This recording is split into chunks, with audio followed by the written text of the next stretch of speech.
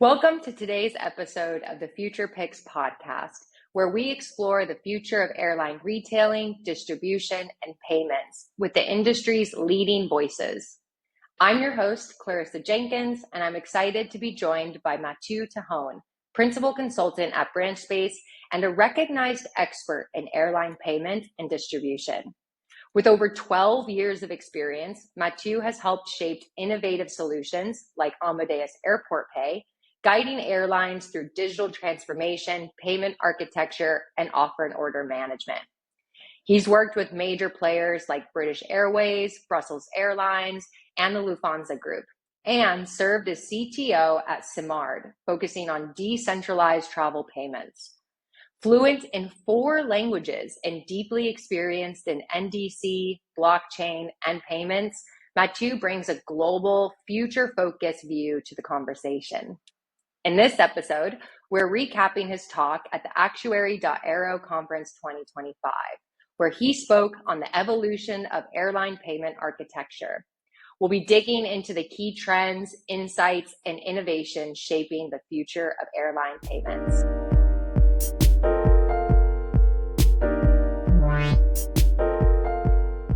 All right, and with that, everyone, I welcome Mathieu to the Future Picks podcast studio. Hello. Thank you so much for joining us today. We're very excited to discuss your recent journey at the Actuary.aero Conference. And so if that's okay with you, I'm just going to dive right in and start asking some questions. Sure, let's go. Awesome. Okay, so first off, Mathieu, you spent over 12 years in payments, including nearly 8 years at Amadeus. Let's start with your journey. Could you give us a quick background on your career and specifically what led you to Branchspace? Yeah, sure. So I joined Amadeus in Nice initially in France in 2010. And at this time, they were just starting the payment unit in Amadeus, like there was almost nothing. So I was part of the few first, like to start this team in the research and development. So maybe we were like something around 20 people at this time. And then it over the years it grew to maybe 100 plus people. So it was really like a big scale for Amadeus. So they really focused on payment and how to make it work for the travel industry. So I spent 4 years in Nice, and then they offered me to build a new team for the payment in Madrid. So I went to Madrid during 4 years as well for Amadeus payment.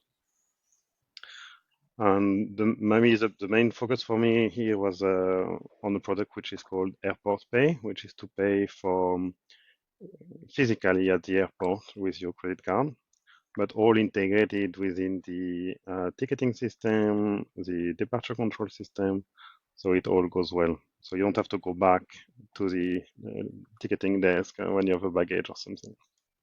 That was the goal. And to make such products, I really had to interact with many parties. You need to talk with the card schemes, with Visa, MasterCard, American Express. You need to talk with the banks, the acquired banks, which are accepting the transaction, security certifications, device certifications, and so on. So you really have to interact with all the different parties in the chain.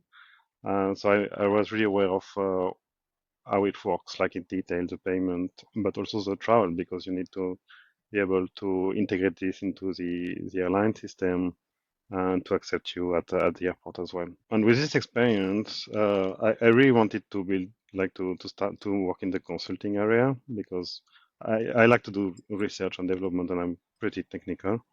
But I always wanted to do consulting. So I had that more or less at the end of this project, I had an offer to work as a freelance for Brussels Airlines in Belgium.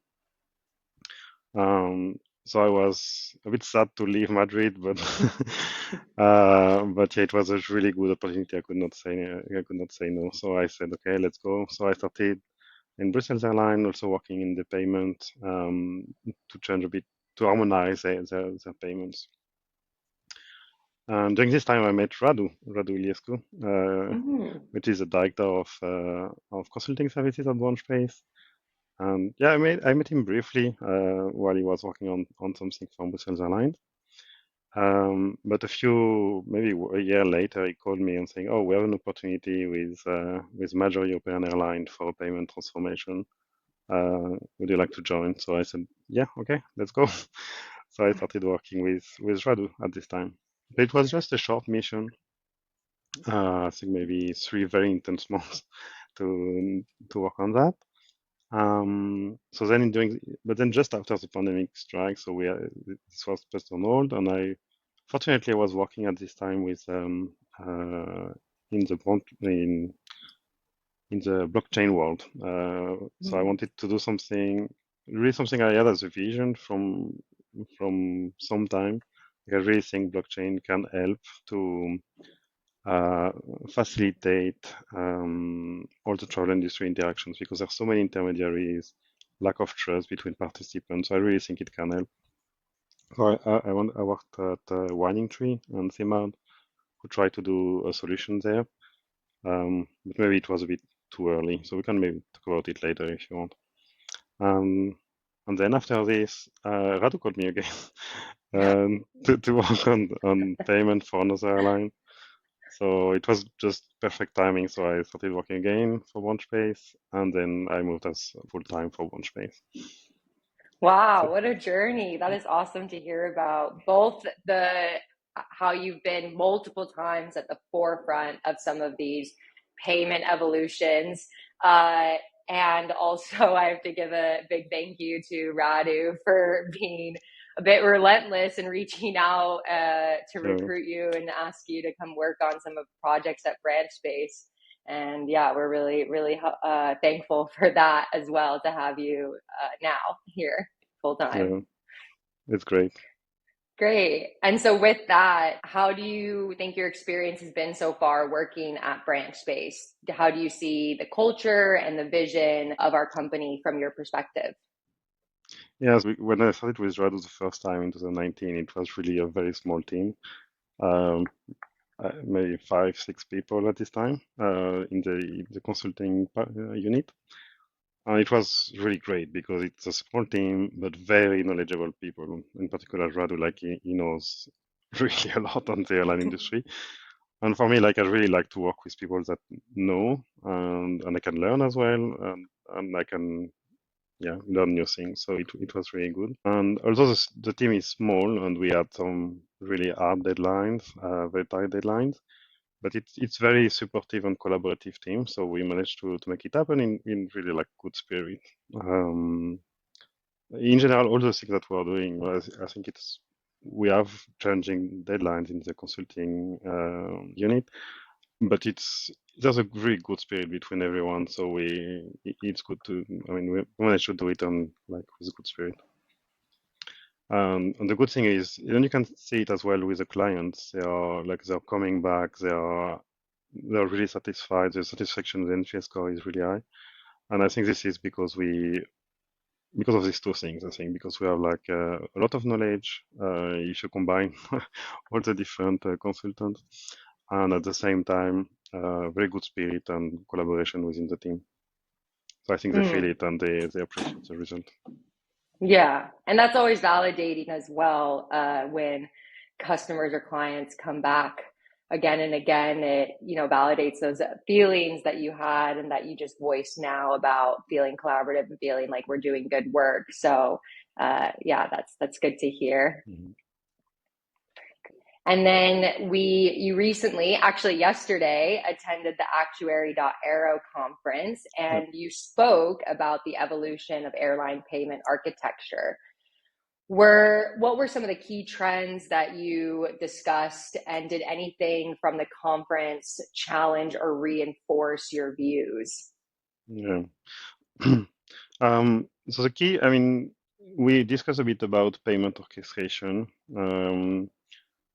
There's like a bit new paradigm in the payment that you try to outsource all of the complex payment logic to payment orchestration platform providers. So there are like technical providers which help you to integrate more form of payment, more banks in a bit transparent manner. So like, it's easier to integrate one orchestration platform than trying to integrate all these different components one by one. So this is one of the main trend, payment orchestration. But we also have some other trends like tokenization and a big focus on business continuity. Maybe we can talk about it later if you want in detail about these two trends. Yeah, I would be very interested to hear more about the tokenization for people who aren't as familiar with that type of Yeah. methodology and technology. So tokenization is not new. So it's a technique which is really to address the PCI DSS requirement. PCI DSS is a standard to how you can handle credit card data, sensitive data. You cannot do whatever you want with such sensitive data. And the idea of tokenization is to replace that sensitive data, like your card number or your CVV on the back of your card, with something else, like with another number or with a string of characters or anything. So this is a bit the approach of tokenization. And if you do it, like if you take all the airline environment and you kind of shield it and say everything which is sensitive, which is hitting my system, I will replace with tokens. And then I'm just managing tokens internally. And when I need to communicate externally, then I will revert it back, my token, to an actual number. So this is the principle of tokenization. Like a lot of, we're seeing clients using this more and more because it really simplifies how you do your things internally, right? Like you inside your shield, you can evolve it, or it's less sensitive because you're not dealing with card numbers, right? So you're more agile in terms of development, and then also it simplifies the audits and the cost. So this is really powerful approach that we always recommend to our clients as well. Yeah, and so a follow-up question to that, if if a traveler is purchasing, say, a flight ticket and they use a certain credit card, and then 2 weeks later they purchase another flight ticket with that same credit card, will the same token be applied?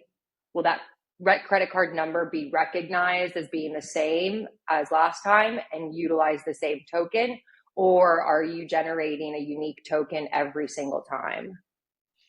So the providers have different approaches. So in general, it's not bijective, it's injective. So it's not each card number will have a different tokens each time. In principle, this is the approach. But it's just internal to the airline system really, because as soon as it goes out, like when it goes to the banks or to maybe a fraud engine, it will be the same card number because you revert it back from a token to an actual number. 100%. Yeah, that makes sense. And then along with the conference, was there a particular speaker or panel or even moment that really stood out to you? And if so, why? There was a panel on BNPL, buy now, pay later, which has been, it's not new, but I think it's growing still a lot. And the likes of Klarna, and there's a bit more providers. The idea of buy now, pay later is it's a credit, right? So you don't pay immediately your fly. You say, I will pay later, or I will pay in 10 installments, or I will pay after my flight is flown, or anything you want. And I was always a bit doubtful about this because I'm like about the credit risk that you may have, right? Like what if you do it a bit without any care, then you may end in bankrupt, not only for the customers, but also for the banks or the airline, right? But in this panel, what I learned is that it's quite powerful because they have a basket value increasing by 30%. So the people when buying with credit, they buy more, like they will tend to buy higher fares, like, or more ancillary product like seats on bags. So the basket value is increasing. But not only this, but also recurring customers. So it means people are like, they go back because they know that they can offer this. And the explanation was because it gives flexibility on the discretionary spending of the customers. So they can really decide when and how they want to pay back this. and they don't have to like really have this money on their bank account before paying it. So I was a bit like, it really a bit changed my mind on it, I have to say. And because of this benefit of this 30% basket value increase, which is pretty high, it's something maybe we need to recommend a bit more to our customers.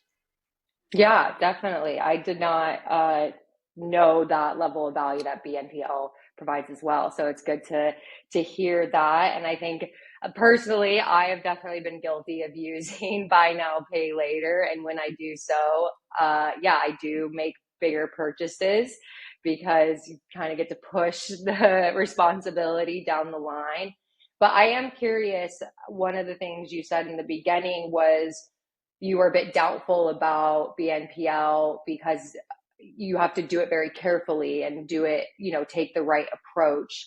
Are there any little tidbits that you have about how to do that carefully, and what are maybe some initial things to go about it in the right approach? Yeah, so I mean, in this panel, there was this panel was also a lot about credit risk, and the World Actuary Conference is about credit risk. So there are some actors in this space, banks or partners, that they have some pretty powerful algorithm. And what are the risks on this particular purchase? They may ask for additional data later down the line, like your identity or anything.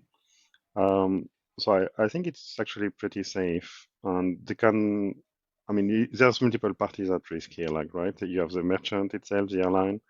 They don't want to take any risk on this, and most of the providers, they pay immediately the airline, so they have no risk for the airline, right? Then you have the consumer risks, like the risk of default for the customer, like if you bought a bit too much and you're not able to pay back. Um, but they have the algorithm, and they know based on like some kind of profiling, but not like directing to you directly, but in general, like based on your demographic, your age, the amount of purchase that you're doing, they know that you can pay this back. So they're taking this risk. So yeah, I think it's under control, I think. At least Yeah. from the panels that I've seen. There may be some players like not doing it the right way, but at least the people in this conference like give me some confidence. Okay. But you would say that there is always an element of risk analysis associated with it Of that an course, yeah. airline should take into consideration and keep an eye on when it comes to this type of payment method. Yeah. Okay, that's good to know. Yeah, and that flexibility portion also resonated with me in terms of airline travel or aviation travel. From a consumer standpoint, they might see flexibility as multiple times for flights or being able to purchase baggage, Hmm. have those ancillary add-ons. And payment is another element of flexibility that Yeah. that vendors can focus on along the customer journey. Yeah. So it's great to be able to hear about flexibility at every single point of the customer journey. Yeah, and if you reach the value, 30% increase in card value is a lot. So it's bringing revenues. In particular, I mean, this is exactly what the airlines want to sell, right? They want to sell higher fares, they want to sell more ancillaries because it's where they get the most revenues, right? Mm-hmm. And then, so you attended some other panels, you spoke yourself, but on the other side, there's also collaboration can be a big theme at Actuary.aero. So were there any conversations or connections that you had that sparked new ideas or opportunities?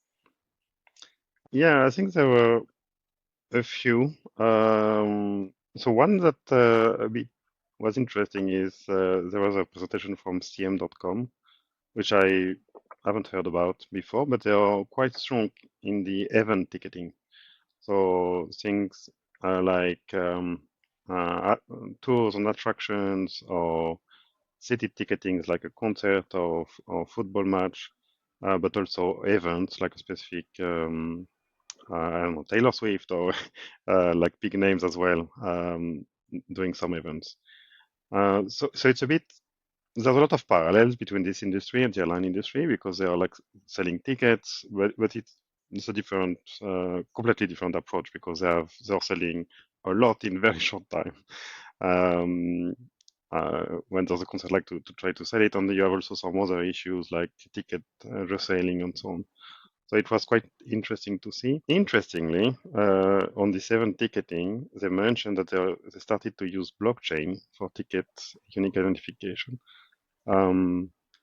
So I mean, of course, because of the background that I mentioned at the beginning, I think it was maybe too early when we tried to do it for the travel industry, but seeing like the event industry being interested in that, maybe it's time as well for the airline space to use it and use blockchain as a technology to simplify a lot of travel distribution.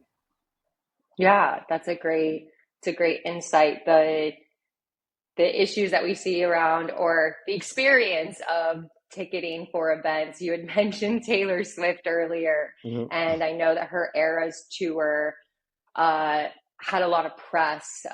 She went through Ticketmaster for that tour, and there was a lot of press around that. As you mentioned, they're Yeah. selling a lot of tickets at once, and there was sites crashing and bots buying up tickets. So there's definitely some potential overlap between the two Yeah. industries, and maybe how can we reconcile some of those challenges that we see across industries. Yeah. So that's cool to hear about the collaborative There's a lot work. of parallel, yeah, because this ticket Mm-hmm. scalping, it's called ticket scalping, that the fact that some bots are buying tickets and then reselling them. You also have a bit the same issue a bit in the airline industry with travel agency creating tickets or creating bookings and then reselling it to someone else later. So there's also a lot of parallels between these two because like high season, um, I mean, if they know, they can speculate on this and like buy when it's low and then sell when people are going to travel in 2 or 3 days.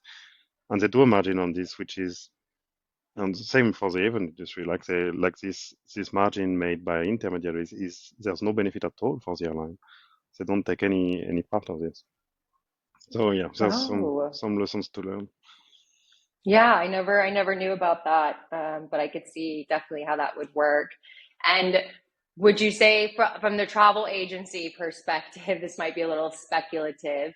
You mentioned they are more likely to purchase up those tickets when the price is lower, but is there also an opportunity for them to do some analysis to predict when certain destinations will become hot for travel for certain Yeah, seasons? Is that a strategy that they use as well? Not just the pricing, but also kind of the seasonality and the event prediction? yeah. I mean, to be clear, it's not all travel agencies. It's like Mm. just some Yeah, a bit yeah, borderline definitely. fraudulent travel agencies Yeah. that do it. But yeah, I think I mean, if they do it, is because they have the knowledge, right?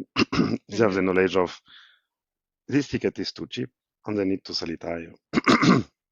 So I think ultimately I mean, you could link it to revenue management for airlines and how to protect your inventory and to sell it at the right price. Because if you're selling to travel agency, which are going to resell it later, you're basically selling it too low, right? So Hmm. yeah, there's a lot to learn there. It's slightly out of my area, but I know we have some as well some consultants on the revenue accounting part, which for Yeah. sure would know more than me on this. Yeah, you're sparking up some ideas for another episodes. Yeah, I'd love to get more into that atomic versus dynamic pricing aspect and how Yeah, airlines can predict those things and try to help recuperate some of those, yeah, those costs or risks. But we'll save that maybe for someone else and focus on some other things today. But I appreciate you going into that to the level that you did. no problem. And then so on to our next question. This is more about the work that you do at Branchspace. And I want to understand what insights you gained from the conference and how those connect with the work that you're doing here. Is there any current project that reflects this direction or innovation that you discussed on your panel, as well as discussed with others throughout the conference? Yeah, so I think mostly it's really aligned. And about I think there was two things being discussed which are really in line with what we're doing. One is the offer and order transformation, the IATA one order. initiative, which is really started, and we have we're fortunate in the Branchspace team to have already some clients which are started some transformation program on this, because it's very new, like it's really the first airlines to do it. So it was really like everyone was talking about offer and order management during this conference. And the other one is payment orchestration that I explained also. I had a mention from so Paul Van Alphen, who is a key partner for Branchspace and also organizer of this conference, mentioned to me that last year they did a presentation on payment orchestration, but it was from a vendor, so it was really based like for this specific vendor. And he told me that it was really appreciated to see a bit more neutral approach, not really like pushing to a specific vendor, but to explain the concept from like more neutral perspective. So it was really, I appreciated to see that. Yeah, yeah. That and I think that maybe helps the audience engage a bit more as well because it comes off less as an advertisement or marketing for your Exactly. company and more about I want to share these innovations and ideas with anyone in the industry who's willing to listen and open to hear it. So that's a I think that, yeah, good that's an feedback. issue that when I was working, I mean, when I was at Brussels Airline, you can really see like all these different vendors, like they really target you like daily, trying to trying to sell their products to get made. Sometimes it's interesting, right? And you may want there's really benefits that you couldn't get from them. So you get the presentation, you understand the concept, but you know that it's always biasing towards their perspective. So I think what we're doing in the Transform team, like to try to put it in more neutral way. What do you want? What are the different partners that you may have? I think it's adding value because you may be interested in the product, but then you need to see the big picture, how it's going to be. What are the different vendors in this space? What are your requirements on which who is going to be the more suitable vendor for you? Hmm. Yeah, that's a good point. And we attend several conferences and events throughout the year for different reasons. So Branchspace, sometimes we put on our sales hat when we enter in, and other times we are looking to collaborate and share those ideas. And then you, mentioned you heard hearing from other experts at the conference, and you touched on some of these things already, but in case there were other elements, what are some of the immediate strategies or innovations that you believe airlines should adopt for the future proof of their payment architecture? Yeah, so I mean, obviously, I think to really future-proof the payment architecture, it's about a payment orchestration platform. So what exactly the topics that I presented? This really allows airline to scale and to add more form of payment, be able to balance acquires like their banks to be able to send the proper transactions to their bank. Uh, business continuity as well. Like if you have an issue with a bank, you can go back to another bank or something like this, and you're not having a full outage on your website, which is happening. It's happening so often that it's a bit sad. Like when you look at even some of our clients, as they really report some downtime issues, like maybe multiple hours of downtime, they cannot sell tickets. It's a big loss. And yeah, having some contingency, having the ability to switch your traffic to a different payment processor is really key to avoid that. Hmm. Okay, thank you for that. Is there any uh, payment processors that come to mind? Maybe not listing a company, but styles that come to mind that you can throw out there for us? There's a few actors in this space, and I prefer not to give any name, but uh, what we call payment orchestration platform, there's different levels like 2.0, 3.0, and the 3.0 or maybe the more like smarter ones, like with the ability to do software tries or being able to load balance the traffic between different payment processors. They're more like technical providers rather than really payment processors, Mm, but they help you to provide this capability. yeah. And to that level, those very technical platforms, orchestration platforms, and providers, can those fit for any type of airline, or is it worth an airline exploring and seeing what type of platform and orchestration fits their immediate need? Because maybe they don't need something as complex or technical. Yeah. Yeah, it's a very good question. It really depends on the size of the airline, indeed, like how much traffic you have, and how many sales you have, what is your geography.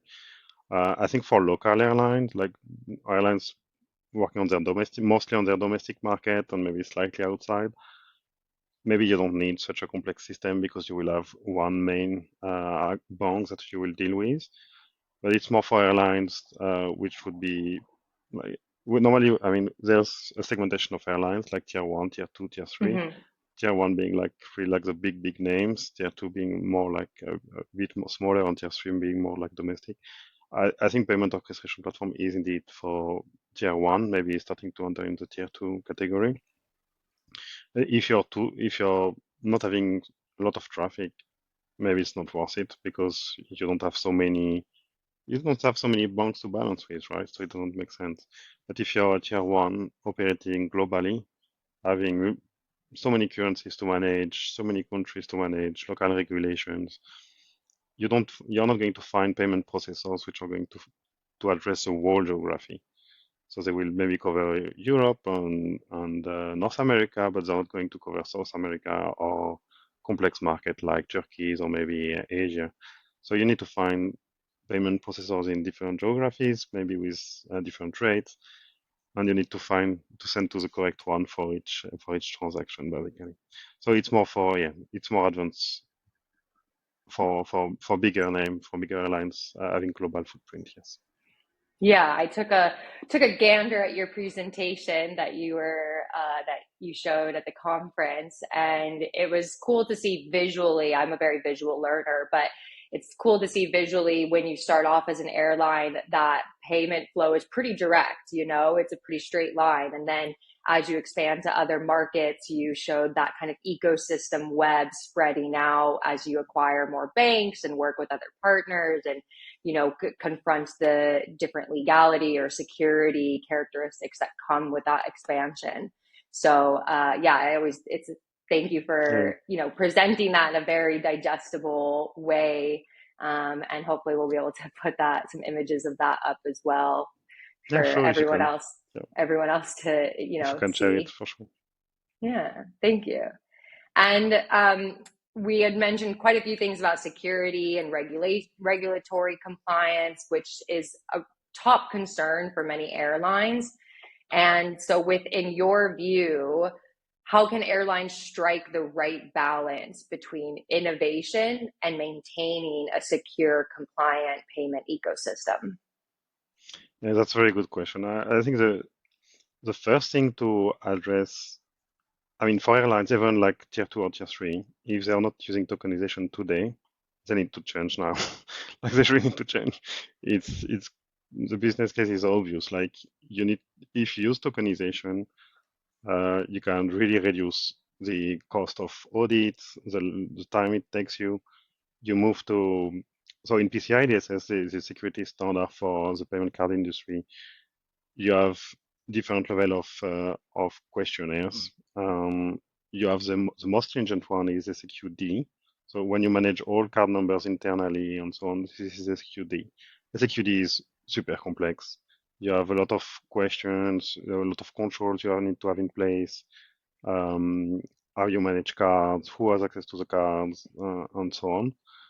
It's really difficult to manage. And I think airlines which are today passing SQD assessments, they really need to look at using tokenization because with tokenization, you're moving from SQD, which is the most stringent, to SQA, which is the easiest one. SQA is really simple. You have a few, I mean, it's not like you have no responsibilities at all if you're using tokenization. You still have to do secure development and some using, I mean, like the basic cyber security controls, but it's far easier to pass. And it's providing a lot of, I mean, it's going to help providing the perfect balance between security and convenience, because once you have tokenization, then internally in your system, you're managing non-sensitive data. So you're a bit more flexible with what you can do with obviously they represent card numbers, but you're more flexible with what you do with them. Okay, that makes sense. And Yeah, now on following up on this, you have also different integrations that you can do on the user interface, right, on the website. And now there are some techniques where you can really not see tokenization, so you really feel like you're into the airline website. You're not redirected to another website or anything. So you just provide your credit card numbers, and you don't see as a customer, it's the same look and feel and so on. So you're not losing on conversion. Yeah, so I think that's like any airlines which is struggling with audits and PCI DSS, they really need to look at tokenization. all right, we'll make sure to blast that out there to the world. Tokenization, everyone. And yeah, that was a follow-up point I had, was how does that affect the user experience? You know, a lot of the things that we were talking about today is related to more of the back end airline systems. But from a consumer perspective, it's good to know how that affects their flow, their booking flow, and IB experience and payment experience. So, and it sounds like you said, even with tokenization, it doesn't have a large effect on the user experience, and Yeah, there's some ways to it's do it. still Yeah. rather seamless. It depends how you integrate it, but if you integrate it the proper way, it can be seamless, and you can even get like some additional advantage. Is because it's tokenized, it's easier to store in your customer profile. So all these one-click payment options or save my card options, they can be enabled with tokenization as well. So these are like it can actually bring a better customer experience at the end. More personal question. If you know that a provider uses tokenization or an airline uses tokenization, personally, would you feel more comfortable saving your payment details to the airline and having that one click? Yeah, I mean, definitively. For me, yes, I don't know if they are using tokenization, but as a customer, you don't know that, right? Like you don't know if Yeah. they are using tokenization or not. But it's when I see like you have the ability to store your card and everything, I in general assume that you have tokenization in place, and it's relatively safe to do it. So Okay, that's if good it's a to big know. name with, yeah, unless it is like a shady airline Yeah. for a specific trip, but for like the big names, if they're providing uh, options to store cards, it means they have tokenization behind the scenes. So I'm quite happy to store my bank detail. Yes. All right. Well, that's good to know. Hearing it from you, I will definitely feel more comfortable with that moving forward, because I tend not to save that information just because I'm a little weary. But maybe I can relax a bit. Yeah. No. Yeah. Mostly on the big names, like if it is safe now. Yeah. Okay. Well, just one last question for you today, Mathieu, and this is more of a fun question that I like to ask people as we wrap up. If you could travel anywhere right now, you know, no worries, all expenses paid, where would you go? That's a good one. Um, um, I'm not sure. Maybe so. There's yeah. I mean, there's a few destinations which I really would like to go. But I think Japan would be one of them.